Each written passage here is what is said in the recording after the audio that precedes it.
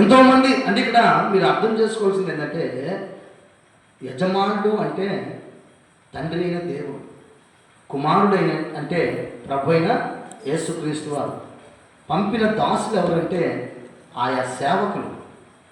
ఏమండి? ఆయా సేవకులు, మాస్టర్స్, ఇవాంజలిస్ట్, అనేక మంది సువార్తలు ప్రకటించేవారు. ఇలా అంతమందిని వచ్చిన చంపేశారు. ఎందుకు తెలుసా? నీకున్న ఈ లోకంలో ఉన్న అత్యాశను బట్టి. రైట్. ఇక్కడ ఏంటంటే వాళ్ళకి ఆ వివేకం లేకుండా పోయింది నాడు. ఎవడు కొడుకుని చంపేస్తారు, తండ్రి ఊరుకుంటాడా?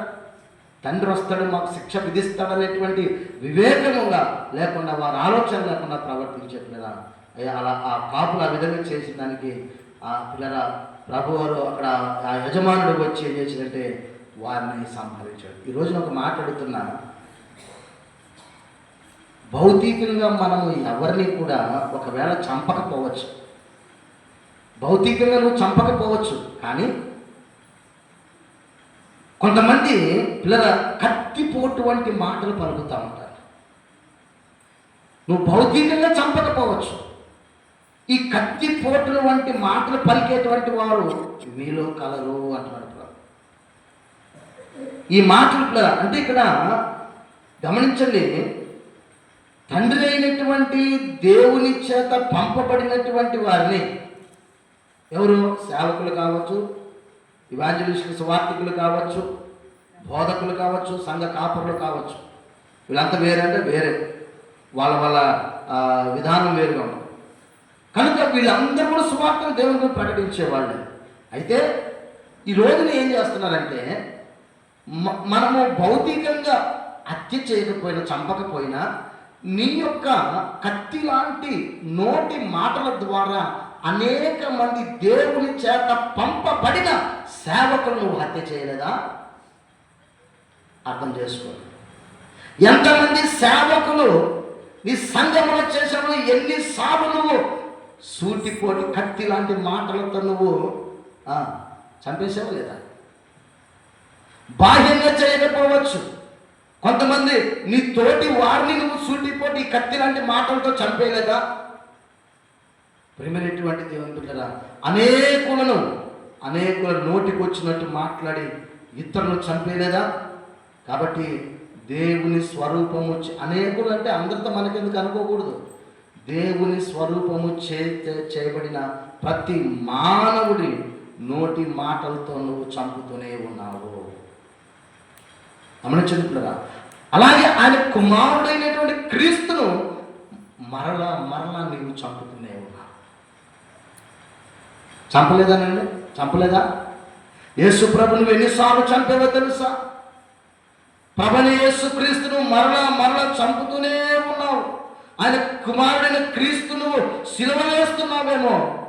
ఈ రాత్రి నువ్వు పరిశీలన చేసుకున్నావు. అందుకే అంటున్నాడు, నీవు మారు మనస్సు పొంది తిరిగి మరలా ఎవరైతే దేవునికి వ్యతిరేకంగా జీవిస్తామో, ఎప్పుడైతే దేవునికి వ్యతిరేకంగా జీవిస్తామో, మారు మనసు పొంది కూడా, రక్షణ పొంది కూడా, ప్రభు సంస్కారం పాలు పొంది కూడా ఇంకా నీవు దేవునికి వ్యతిరేకంగా జీవిస్తున్నావు అంటే నువ్వు ఖచ్చితంగా క్రీస్తును మరలా నువ్వు సిలువ వేస్తున్నట్లే.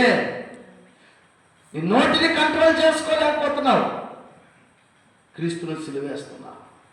అబద్ధాలు, మోసాలు చేస్తున్నావు, దేవుని వాక్యానుసారం జీవించకపోతున్నావు, లోకానుసారమైనటువంటి క్రియలన్నీ జరిగిస్తున్నావు. అయినా వచ్చి నువ్వు దేవుని బిడ్డగా ఇక్కడ నటిస్తున్నావు. అది కూడా నీవు క్రీస్తును సిలువ వేసినట్టే. ఒకసారి నీవు రుచి చూచి ఎరిగి నువ్వు మరలా లోకాన్ని నువ్వు రుచి చూస్తున్నావు అంటే ఖచ్చితంగా నువ్వు మరలా యేసును సిలువ వేస్తున్నావు. ఎంతమంది వేస్తున్నారో ఈ రాత్రి నువ్వు తెలుసుకో. ఎంతోమంది ఈ రోజులో ఉన్నారు ఇలాంటి వారు కదా. మనం హెబ్రీ గ్రంథకర్త చెప్తాడు, పౌలు మహాశయుడు చూడండి, పౌలు అని అంటారు కదా, 6వ అధ్యాయము 5-6 వచనాల్లో, హెబ్రీ రాష్ట్ర పత్రిక 6వ అధ్యాయము 5-6 వచనం, దేవుని దివ్య వాక్యమును, జాగ్రత్తగా వినండి, దేవుని దివ్య వాక్యమును రాబోవు యుగ సంబంధమైన శక్తుల ప్రభావమును అనుభవించి రుచి చూచి కూడా తరువాత తప్పిపోయిన వారు. అమ్మ వింటున్నారా? వింటున్నారా? ఏం చెప్పాడు? దేవుని వాక్యాన్ని రుచి చూశావు, రాబోయేటువంటి యుగ సంబంధమైన శక్తుల ప్రభావాలు ఇలా ఉంటాయని వాక్యం ద్వారా చెప్పినప్పుడు అన్ని కూడా నువ్వు ఎరిగి తెలుసుకున్నావు, రుచి చూశావు. అలా రుచి చూసి కూడా అలా రక్షణ పొంది అలా ఒప్పుకొని క్రీస్తు బిడ్డలుగా అంగీకరించి కూడా తప్పిపోయిన వారు తమ విషయములలో, అలా తప్పిపోయిన వాళ్ళందరూ ఎవరైతే తప్పిపోయారో అలా తప్పిపోయిన వారందరూ తమ విషయములలో దేవుని కుమారుని మరలా సిలువ వేయించు బహాటముగా ఆయనను అవమానపరుస్తున్నారు. చాలా ఏం చేస్తున్నాము ఇప్పుడు చెప్పండి? క్రీస్తుని సిలువ వేయట్లేదా? నీ అతిక్రమం ద్వారా దేవునికి దేవుని చెప్పినటువంటి ఇచ్చిన బాధ్యత నెరవేర్చుకున్న అక్రమముగా ఏమని తీసుకుంటున్నాము మనము? ప్రభు శరీరం, ప్రభు రక్తము ఎలా తీసుకుంటున్నాము? ఎవరు తీసుకోవాలి? యోగ్యముగా ఉండి పాత్రలో చేయమన్నాడు. నువ్వు యోగ్యత లేకుండా చేయేసామని సిలువ వేసినట్లే. యేసుని సిలువ, ఎందుకంటే నీ జీవితము క్రీస్తుని రుచి చూచి కూడా నీవు, వాక్యము రుచి చూచి కూడా నీవు తప్పిపోయావు. నీవు ఇలాంటి వారందరూ తమ తమ విషయంలో బహాటముగా మరలా ఏం చేస్తున్నారండి? సిలువ వేస్తూనే ఉన్నారు, సిలువ వేస్తూనే ఉన్నారు. అంటే మళ్ళా చంపేస్తున్నారు. కాబట్టి మన తండ్రి అయిన దేవుని కుమారుని మన ప్రభువు ద్వారా చంపుతున్నాం. మన ప్రవర్తన ద్వారా మనము ప్రభువును చంపేస్తూ ఉంటున్నాం కదా. మన క్రియల ద్వారా, మన కార్యాల ద్వారా, మన తలంపుల ద్వారా ప్రతి దినం కూడా సిలువ వేస్తూ చంపేస్తున్నాము. ఇప్పుడు చెప్పండి, ఆనాడు కౌలుకి ఇచ్చినటువంటి ఆ కాపులు అప్పగించినటువంటి బాధ్యతను అక్రమంగా నిర్వర్తించారు. రెండవది, సరే దాసులు అంటే పక్కన, చివరికి తన కుమారుని కూడా ఏం చేశారు? చంపేశాడు. ఇప్పుడు మనకు కూడా దేవుడు అన్ని అప్పగించే బాధ్యతలు ఇచ్చాడు. ఈ బాధ్యతను మరిచి అక్రమంగా జీవిస్తూ ఏం చేస్తారు మనం? క్రీస్తుని మరలా. ఇప్పుడు వాళ్ళు మనం ఒకటే కదా. ఇప్పుడు ఏం చేశాడు దేవుడు వారిని? ఆ కాపుల్ని ఏం చేశాడు? వచ్చి తండ్రి యజమానుడు వచ్చి సంహరించాడు. రేపు ఆయన వచ్చి కూడా ఇలాంటి అక్రమముగా ఉన్నటువంటి వారిని ఆయన కూడా సంహరిస్తాడు. అందుకని ఏమన్నాడు తెలుసా? ఏమన్నా? అక్రమము చేయువారులారా నా యొద్ద నుండి పొండి అంటాడు.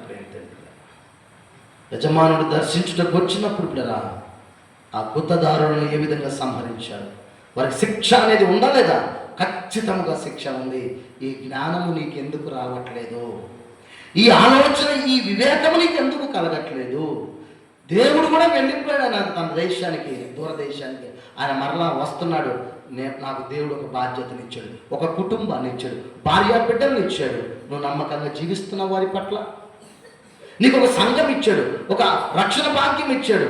దాని పట్ల బాధ్యతగా నువ్వు సక్రమంగా నిర్వర్తిస్తున్నావా? ఇవన్నీ కూడా దేవుడు నీకు అప్పుగా. ఈ లోకంలోనే మనం పొందుకున్న ప్రతిదీ కూడా దేవుడు అనుగ్రహించిందే, మనదేమి కాదు. ఆయన మొత్తం కూడా సమకూర్చి వెళ్ళాడు. దీన్ని మనము బాధ్యతగా దాన్ని మన రక్షణను కొనసాగించుకుంటూ బాధ్యతగా సక్రమంగా చేయకుండా అక్రమంగా వెళ్ళిపోతున్నారు. దానివల్ల ఏమైంది? ఏం పొందుకున్నారండి వీళ్ళు? మరణాన్ని, శిక్షను పొందుకున్నారు. రేపు అదే శిక్ష కలిగి ఉంటుంది పిల్లరా. కాబట్టి దేవుడు మనకి ఇచ్చిన బాధ్యతలో పిల్లరా న్యాయము, నీతి కలిగి ఉండాలి. మనం న్యాయముగా, నీతిగా లేకపోవడం వలన మన పితరులైనటువంటి యూదా వారు ఏమైపోయారండి? చెరకు కొనిపోబడ్డారు. రెండోది అంతేకాదు, ఒక అందమైన ద్రాక్ష తోటలు దేవుడు నీకు ఇచ్చాడు. దాన్ని చక్కగా సేద్యపరచుకుని చక్కగా నువ్వు సుఖించి అనుభవించండి. నీ ప్రభు వారికి ఒక పని ఇస్తే, ఒక బాధ్యతను ఇస్తే, వారి బాధ్యతను క్రమముగా చేయకుండా అక్రమముగా చేస్తూనే ఉన్నారు. యేసు ప్రభు వారు చెప్పారు కదండి ఆ మాట. ఎక్కడ? మత్తయి సువార్త 7వ అధ్యాయము 23 వచ్చి చెప్తాడు, అక్రమము చేయువారులారా నా యొద్ద నుండి పొండలి వారితో చెప్పాడు. ఖచ్చితంగా చెప్పేస్తాను. ఇట్లాంటి అక్రమంగా జీవించే వాళ్ళని దేవుడు ఏమాత్రం కూడా ఎక్స్క్యూజ్ చేయడు. గుర్తుపెట్టుకోండి. ఖచ్చితంగా వారికి శిక్ష ఉంటుంది. ఖచ్చితంగా ఆ శిక్ష అనేటువంటిది పొందుకుంటారు అలాంటి వారు. అంతేకాదు ఏమంటారు తెలుసా, మత్తయి సువార్త 24:12 ఈ అక్రమం ఉండటం వల్ల ఏమైతే తెలుసా, సంఘముల అక్రమము, కుటుంబాల అక్రమము, సమాజముల అక్రమము, ఎక్కడ చూసినా అక్రమము, అక్రమము విస్తరించుట చేత ప్రేమ ఏమైపోతుందండి, చల్లారిపోతుంది. ఉంటుందా ప్రేమ? ఏమంటే సంఘంలో ఒకరి పట్ల ప్రేమ ఉంటుందా? అంతా అన్యాయం, అక్రమమే. కుటుంబాల్లో ఉంటుందా? ఇది చల్లారిపోయింది ఎప్పుడో. అక్రమము చాలా ప్రమాదం. దేవుడు నీకు ఇచ్చిన కుటుంబ బాధ్యత కావచ్చు, సంఘ బాధ్యత కావచ్చు, నీ పని బాధ్యత కావచ్చు, నీకు అప్పగించిన ప్రతి బాధ్యతలో మనము సక్రమంగా నిర్వర్తించాలి. అంతేకాదు కదా, ఇర్మియా గ్రంథకర్త అంటాడు కదా, ఇర్మియా భక్తుడు చూడండి 14:10 ఏమన్నాడంటే, చివరిలో అంటాడు, చివరి 2 లైన్లో, ఇప్పుడు ఆయన వారి అక్రమమును జ్ఞాపకము చేసుకొనును. ఏం చేస్తానన్నాడు? వదిలేస్తానన్నాడా? ఖచ్చితంగా శిక్షిస్తాడు. వారి అక్రమములను నేను జ్ఞాపకము చేసుకుని వారి పాపములను బట్టి నేను వారిని శిక్షిస్తాను అన్నాడు. అందుకని ఇక్కడ ఆ ద్రాక్ష తోట యజమాని వచ్చి ఆ కాపులను సంహరించారు. అందుకే అదే విధంగా మీకును శిక్ష విధిస్తాను అని ఈరోజు మనం చెప్తున్నాం. మరేం చేయాలి మనం? ఈ శిక్షను తప్పించుకుంటే ఏం చేయాలండి మనం? చూడండి ఒక మాట, యెహెజ్కేలు గ్రంథంలో 18వ అధ్యాయము 30వ వచనంలో ఒక మాట చెప్తున్నాడు. యెహెజ్కేలు గ్రంథము 18వ అధ్యాయం 30వ వచనం, ఆ శిక్ష, ఆ సంహరించబడకుండా మనం ఉండాలి అంటే, దేవుడు దర్శించిన కాలంలో మనము ఆ బాధ్యతను మనము చక్కగా నిర్వర్తించాలంటే చూడండి ఏమంటున్నాడు, కాబట్టి ఇశ్రాయేలురా ఎవని ప్రవర్తనను బట్టి వానికి శిక్ష విధింతును. కాబట్టి ఏం చేయమంటాడు, మీరు మీ మనస్సును తిప్పుకొని మీ అక్రమములు మీకు శిక్షా కారణములు కాకుండానట్లు వాటన్నిటినీ మీరు విడిచిపెడతావా, మూట కట్టుకుంటావా? ఏం చెప్తున్నాడండి? ఖచ్చితంగా ఏం చేస్తాడు? దేవుని యొక్క మరి శిక్ష అనేటువంటిది ఉంటుంది. ఏం చేయాలి? నీ అక్రమములన్నీ ఏమన్నాడు? నీ మనసు, చదువు మాట,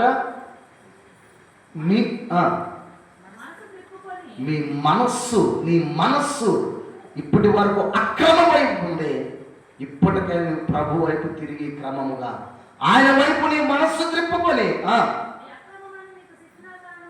అవి నీ అక్రమాలు నీకు శిక్ష కాకుండా ఉండాలి అంటే, నీ అక్రమాలు నిన్ను సంహరించకుండా, నిన్ను శిక్షించకుండా ఉండాలి అంటే, ఇప్పుడే నీవు నీ మనస్సును దేవుని వైపు త్రిప్పుకొని నీ అక్రమ కార్యాలు, నీ అక్రమ చేష్టలు అన్నీ కూడా నువ్వేం చేయాలి? విడిచిపెట్టండి. యజమాని ఏం చేస్తాడు? ఇక్కడ చూసినట్లయితే యజమాని ఏం చేస్తాడు అనే ప్రశ్నకు ఆ కాపులను అక్కడ జవాబుగా సంహరించాలని మనకు కనపడుతుంది. ఏం చేస్తాడులే ఆయన వచ్చి అనుకున్నారు, ఏమైంది? ఈరోజు కూడా దేవుడు అంటే ఏం చేస్తాడు దేవుడు? మేము ఎన్నో అక్రమాలు చేసాం, ఇంతకాలం చేసింది అయ్యే, ఇంతకాలం ఎన్నో మోసాలు చేసాం, దేవుడు మాకేం చేయలేదే అనుకోమాక ఒక దినమున వస్తుంది. ఒక రోజున ఖచ్చితంగా ఏమనుకున్నారు వాళ్ళు? దాసును పంపారు, చంపేశారు, ఇంకొంతమంది చంపించారు, అలా కుమారుడు చంపేశారు. కానీ చివరికి యజమానుడే వచ్చాడు వాళ్ళని. అలా ఎట్లరా ఎన్ని చేసినా ఒక దినమున ఆయన వస్తాడు. వచ్చిన తర్వాత ఆ శిక్ష తప్పదు. అది పడకుండా ఉండాలంటే వాటిని విడిచిపెట్టండి. మనం ఎప్పుడైతే పశ్చాత్తాపం చెంది ఆయన మనల్ని దర్శించేటువంటి కాలం ఉందని ఆయన వైపు ఎప్పుడైతే మనం తిరుగుతామో శిక్షకు బదులు ఆశీర్వాదం కలుగుతుంది, శిక్షకు బదులు నీకు దీవెన కలుగుతుంది పిల్లరా. కాబట్టి దేవుడు దర్శించినప్పుడు ఇశ్రాయేలు రాజ్యంలో యూదా వలె ఉంటే మన పరిస్థితి ఏంటి చెప్పండి? అన్యాయంగా, అవినీతిగా మన బ్రతికితే ఏంటి మన పరిస్థితి? ఆనాడు వాళ్ళకి అప్పుడు శిక్ష, ఇప్పుడు ఏముంటుందో మనకు తెలియదు కదండి. ఎలా ఉంటుందో శిక్ష మనం తట్టుకొని ఉంటారా? లేదా ఆయన దర్శించినప్పుడు ఆయన ఇచ్చిన బాధ్యతలు సరిగా చేయకుండా ఉంటే మరి ఆ కాపుల గతి ఎలా అయిందో చూసారా? మన పరిస్థితి కూడా అంతేనండి. ఇంకా మనం చూస్తే మత్తయి సువార్తలో 10 తలాంతుల ఉపమానం ఉంటుంది 25వ అధ్యాయంలో. తీమాకండి ఎవరు? ఒకడికి 5 ఇచ్చారు, ఒకడు 2 ఇచ్చారు, ఒకడు 1 ఇచ్చారు. ఏం చేశారు? 5 ఇచ్చిన తన బాధ్యతను దాన్ని రెట్టింపు చేసి అప్పగించాడు యజమానికి. రెండు రెండు రెండు మరి పొందుకున్నటువంటి తీసుకున్నవాడు అక్కడ అంటాడు వారి సామర్థ్యం కొలది ఇచ్చాడు. ఇచ్చినప్పుడు ఏం చేసి దాన్ని బాధ్యతగా సక్రమంగా చేసి ఆ 2 తలాంతులు రెట్టింపు చేశాడు. కానీ 1 తలాంతు పొందుకున్నవాడు ఏం చేశాడండి? భూమిలో దాచిపెట్టాడు. యజమానుడు వచ్చాడు, ఆయన్ని గద్దించి అతని యొద్దకు తరిమేశాడు. అన్యాయం పిల్లలకు గమనించండి. కాబట్టి ఆయన ఒక బాధ్యతను ఇచ్చి వెళ్ళాడు, తిరిగి మరలా వస్తున్నాడు. వచ్చినప్పుడు మన బాధ్యతను మనం క్రమంగా చేస్తున్నామా, అక్రమంగా చేస్తున్నామా? ఒకసారి నిన్ను పరిశీలించుకున్నాడా? నిన్ను నమ్మి అమ్మా, మనం దేవుడిని నమ్మటం గొప్ప కాదు, నువ్వు దేవుడిని నమ్మటం గొప్ప కాదు, దేవుడు నిన్ను నమ్మటం గొప్ప. నమ్మాడ నిన్ను? నమ్మే నీకు ఒక బాధ్యతను ఇచ్చాడు. కానీ నువ్వేం చేస్తున్నావు తెలుసా? దేవునికి నమ్మక ద్రోహం చేస్తున్నావు. అంటే ఇస్కరియోతు యూదా కంటే పెద్ద దొంగవి నువ్వు, ఇస్కరియోతు కంటే కూడా పెద్ద ద్రోహివి, అంతే కదండి. ఆ నమ్మకంగా పెట్టుకున్నాడు ఆయన, కానీ నమ్మక ద్రోహం చేశాడు. ఈ రోజున మనల్ని కూడా నమ్మి కొన్ని బాధ్యతలు అప్పగించాడు. ఆ బాధ్యతలు మనం చేయట్లేదంటే మనం కూడా నమ్మక ద్రోహం ఎట్లురా. అంతేకాదు కూడా ఆయన దర్శించు కాలమున మన జీవితం ఎలా ఉండాలంటే ఆయన మీద ఆధారపడిన జీవితంగా ఉండాలి. ఆయన మీద ఆధారపడిన జీవితం. అందుకని ఇట్లురా, ఎందుకంటే దేవుడు అసలు ఎలా దర్శిస్తాడని మనం ఆలోచిస్తే ఇట్లురా, ఎలా దర్శిస్తాడు అంటే వాక్యము ద్వారా దర్శిస్తాడు. అవునా? దర్శన కాలం అంటే ఏంటనుకున్నారు? ఆయన వచ్చి గుడ్లప్పు చెప్పి ఎంత చూస్తాడనే అది అప్పుడు, ఒకప్పుడు పాత నిబంధన కాలంలో దేవుడు ఆకాశం నుండి వంగి చూస్తున్నాడు. కానీ ఇప్పుడైతే ఏమంటే తెలుసా? వాక్యము దేవుడై ఉండేను.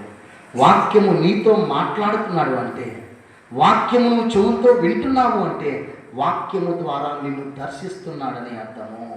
వాక్యము ద్వారా ప్రతి దినము దర్శిస్తున్నాడు, ప్రతి దినము వాక్యం ద్వారా నిన్ను దర్శిస్తున్నాడు. అయినా నువ్వు మార్పు చెందట్లా, అయినా నీ పద్ధతి మార్చుకోవట్లా, అయినా నీ అక్రమాన్ని విడిచిపెడతల్లా, నీ పాపమును విడిచిపెడతల్లా. దేవుడు ప్రతి దినము దర్శిస్తూ ఉంటే నీవు అవినీతిగానే జీవిస్తున్నావు, అన్యాయంగానే బ్రతుకుతున్నావు. ప్రియమైనటువంటి దేవుని బిడ్డలారా, అందుకని కీర్తనకారుడు ఏమంటాడు తెలుసా? ఆయన దర్శించు కాలము ప్రకృతి ద్వారా, వాక్యము ద్వారా ఆయన దర్శించినప్పుడు తన జీవితాన్ని దేవుడికి సమర్పించుకున్నాడు. దేవునికి సంపూర్ణంగా సమర్పించుకున్నాడు. ఇక్కడ 19వ సంకీర్తన మనం చదివినటువంటి ఉత్తర పద్ధతి కీర్తన 1వ వచనంలో అంటాడు కదా, అక్కడ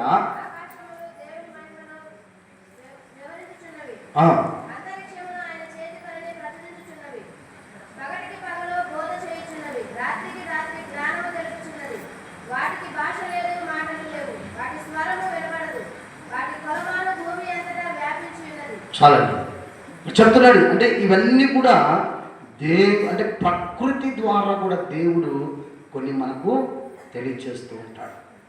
వాటి ద్వారా కూడా, ప్రకృతి ద్వారా, అలాగే వాక్యము ద్వారా ఆ దర్శన కాలమును చూచినటువంటి వాడు దావీదండి. ఈ దావీదండి తన జీవితంలో తన తప్పులను ఎరిగి ఉన్నటువంటి వాడు. ఎప్పుడైతే దేవుడు దావీదుని దర్శించాడో నా తప్పులు ఇవి ఉండయని కనుగొనుకున్నాడు. మనం ప్రభువా నన్ను దర్శించు అంటే నేను ఆశీర్వాదం కాదు. మొదట చెప్పే మీకు దర్శన కాలం అంటే ఆశీర్వాదం మాత్రమే కాదు. మొట్టమొదట నీ ఆత్మ పరిశీలన, ఏమంటే పరిశీలన కొరకు, అలాగే మరి పిల్లల తీర్పు కొరకు ఇచ్చిన ఒక కాలం అది. దావీదుని దర్శించినప్పుడు ఎలా దర్శించాడండి? వాక్యం ద్వారా దర్శించాడు, అలాగే ప్రకృతి ద్వారా దర్శించాడు. అలా దర్శించడం బట్టి తన పాపమును ఎరిగిన వాడుగా ఉన్నాడు. తన పాపములన్నీ విడిచిపెట్టి తనను తాను దేవునికి ఏం చేసిందండి? సమర్పించుకున్నాడు. ఆ సమర్పణ ఉందా? దేవుడు అయ్యా వాళ్ళు ఎప్పుడో దర్శించాడు, కానీ నిన్ను నన్ను మనల్ని అందరినీ ప్రతి దినము దేని ద్వారా అండి? వాక్యము ద్వారా దర్శిస్తూనే ఉన్నాడు. ఇప్పుడు 7 రోజులు ఈ లెంట్ కాదు, ప్రతిరోజు నిన్ను దర్శిస్తున్నాడు. అందుకని ఇక్కడ 19వ వచనంలో యెహోవా నా ఆశ్రయదుర్గమా, నా విమోచకుడా, నా నోటి మాటలను నా హృదయ ధ్యానము నీ దృష్టికి అంగీకారములను. అంటే పిల్లరా, ప్రకృతి ద్వారా దర్శించబడిన దావీదు వాక్యము ద్వారా దర్శనం పొందుకున్నటువంటి దావీదు అంటున్నాడు, నా నోరుని, నా మాటలను, నా హృదయము నీకు అంగీకారముగా ఉండాలని దేవుణ్ణి ప్రార్థిస్తూ ఉన్నాడు. ఈ రోజున పిల్లరా, వాక్యము దేవుడై ఉన్నాడు. వాక్యం ద్వారా దేవుడు మనల్ని దర్శిస్తున్నాడు. ఏ విధంగా నీవు పిల్లరా గమనించదు, ఏ విధంగా నీవు దేవుని సన్నిధిలో దావీదు వంటి తీర్మానం తీసుకోగలవా? నీ నోటిని, నీ మాటలను, నీ హృదయమును దేవునికి సమర్పించుకోగలవా? దేవునికి అంగీకారముగా ఉండదు. కానీ ఆ వాక్యాన్ని దర్శించినప్పుడురా నీ హృదయంలో ఇటువంటి పరివర్తన కలగాలి. దావీదు కలిగింది, అలాగే మనం కలిగి ఉంది. అలాంటి పరివర్తన ద్వారా మన జీవితాలు ఎంతగానో ఆశీర్వదించబడతాయి. 3 చెప్పా, ఒకటి ఇంకా 4 ఉండే చెప్పనా? రైట్. ఒకటి ఏంటంటే దేవుడు దర్శించు కాలం, అంటే దేవుడు మనం దర్శించినప్పుడు మనలో ఉండవలసింది ఏంటంటే, ఒకటి న్యాయము నీతి కలిగి జీవిస్తూ ఉండాలి. యూదా వారి వలె ఉన్నావు అనుకో, చెరకెళ్ళిపోతావు, అదొక శిక్ష. రెండవది, ఆయన దర్శించినప్పుడు, ఆయన చూచినప్పుడు ఏం కావాలండి? నీకు అప్పగించిన బాధ్యతను నువ్వు పరిపూర్ణముగా నెరవేర్చాలి. సక్రమంగా అక్రమంగా నెరవేర్చకూడదు. ఏం చేశారు? అక్రమం చేసిన వాళ్ళు ఏమైపోయారండి? సంహరించబడ్డారు. 3వ పిల్లల ఆయన మీద ఆధారపడి ఆయన చూసినప్పుడు, అమ్మ నా బిడ్డలు నా మీద ఆధారపడి జీవిస్తున్నారు, నా మీద ఆనుకుని జీవించేటువంటి వారుగా ఉండాలి. అటువంటి జీవితాలు మనం కలిగి ఉండే అలా ఉన్నవాడే దావీదు. అందుకే 19వ కీర్తనలో అతను పొందుకున్నాడు, దర్శనాన్ని మార్చుకున్నాడు, హృదయాన్ని, నోటిని, మాటలను దేవునికి సరెండర్ చేసాడు. ఈ రోజున నీ హృదయాన్ని దేవునికి సరెండర్ చేసావా? అండ్ నీ నోటిని దేవునికి అప్పగించావా? నీ మాటలు దేవునికి అప్పగించావా? కనుక ఈ విషయాలు జ్ఞాపకం చేసుకుని ఆయన దర్శించు కాలమున మనమందరముగా అట్టి రీతిగా ఉండాలని పరిశుద్ధాత్మ దేవుడి వాక్యం ద్వారా మనతో మాట్లాడు. దేవుడి మాటలు దీవించును గాక. ఆమేన్.